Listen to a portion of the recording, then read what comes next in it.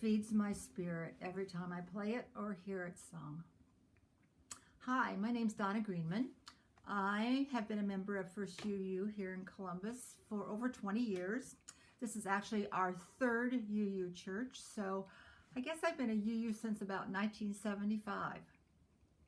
My topic today is music and how it feeds our soul, my soul, and the power of music to heal and to nurture us through these times of unknowing and solitude.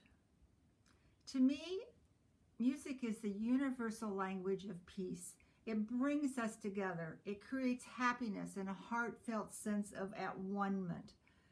When we are singing or creating music, we are naturally all on the same tune. You just have to turn on TV these days and see what they're showing. Like last night on the national news, they showed clips of different doctors and nurses singing songs together. They were singing Amazing Grace, like I just played. They were singing Let It Be. They were singing We Shall Overcome. It was just beautiful to see how they have been working so hard and yet have a time to create music together. Music has always been a very big part of my life. As a child, I took piano lessons from ages 6 to 16. Interesting story, my mother would always say that when I came home from school and I sat down at the piano, she could always tell what kind of a day I had because of the type of music I played. And actually, that's still true today. When I'm feeling happy, I play happy songs. And when I'm feeling a little more melancholy, I'll play slow, quiet songs. Or when I need my spirit fed, I'll play songs like Amazing Grace, and actually Christian songs that I played growing up, like How Great Thou Art and He. They still feed my soul from past memories, but also give me strength to carry on.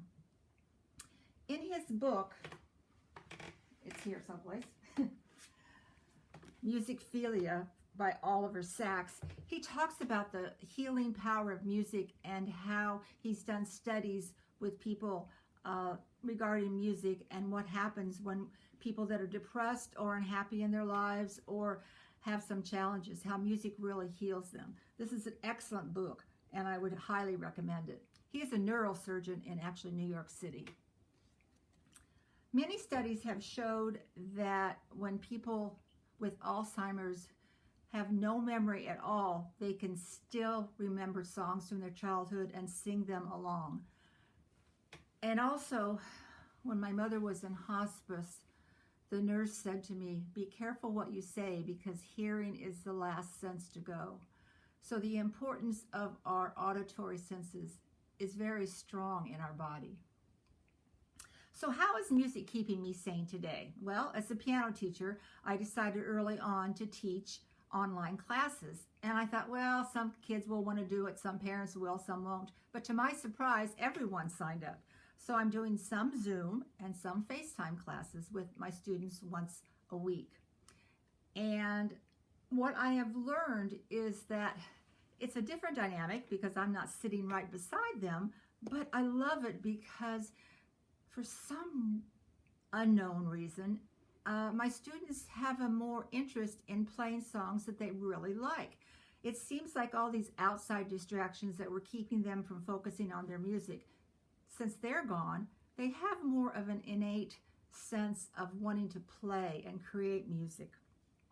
So I have a few quips from one of my older students, Bria. My students range in age from 7 to 15, and I have a few adult students too. And I wanted to play for you two quips from two different lessons of she and I working together on a new song and then a song that she played for our last year's recital. So here's Bria. Hi, I'm teaching Bria via FaceTime, and I'm sitting at the piano and she's sitting in her house, in her living room, playing her keyboard. She also has a piano, but we're doing the keyboard today. So we've just started learning Hallelujah Chorus by Handel. I know it's a Christmas song, but I feel like in these hard times we need to say hallelujah for all the positive things that are going on. So Bria is just working on the nuances and the dynamics of this piece. So Bria, I'd like for you to just play the right hand of the first line plus the next two measures, please. Okay. And it's okay. It's okay. You don't have to play it perfectly.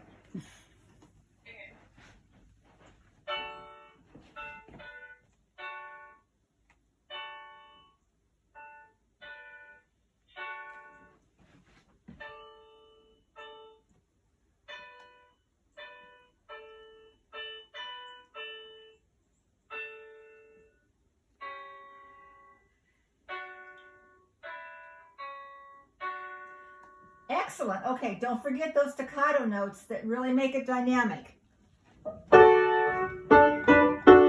Thanks. Okay. This is Bria playing Over the Rainbow.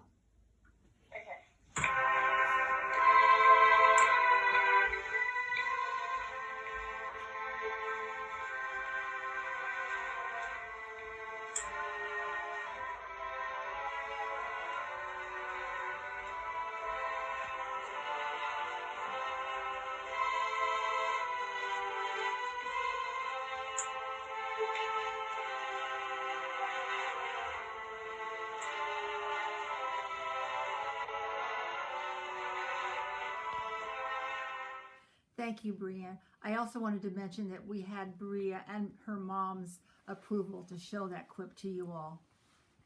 So as you can see, although I don't have a hands-on approach in my lessons, we still have fun, and I'm teaching and she's learning. So that's what it's all about. It's a joy to me to connect with my students and listen to them even though I can't see them. I used to teach special ed for many, many years, and I had a lot of paperwork and a lot of IEPs and a lot of meetings to go to, and lunch duty and recess duty, as all teachers do. And now I say that when I teach piano, the students come to me, I get a hug, we play the piano, we have fun, we laugh, I get another hug, I get paid, and they leave. So this is the best of all worlds to me, and I really enjoy it. I want to share with you something that happened to me the other day when I was working in the garden. It has to do with the energy of these times. I was weeding, as we all are this time of year, and the UPS man pulled up in his big truck, and his music on his radio was blaring.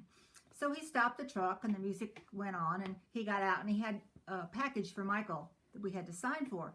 So I turned to him and I said, "Hey, what's that music you're playing?" And we talked a little bit about the music and why he liked it. And I said, "Do you always play music?" And he said, "No, not always, but I'm finding that music is very important to me at this time because I go into a lot of stores and I go into a lot of people's homes or go up to people's homes. And I just need that music to keep me going." And then as we were talking, I noticed he did not have a mask on. And I said, "Sir, may I ask why you're not wearing a mask?" He said, "Well, the company doesn't provide them, and I can't find any. They don't even provide gloves or sanitary wipes." So I said to him, "You know, I have some extra masks in the house. Michael and I purchased some in January when we were about to fly during flu season, and I thought it'd be good to have masks when we flew." I said, "Would you like one of our masks?" He said, "Well, I can't find one." He didn't hear me. I said, "I have an extra mask for you. Would you like it?" And his eyes got very big and he said, "Oh, yes, I'd love it." So I told him we had two kinds, the hard kind or the cloth kind, and he chose the cloth kind.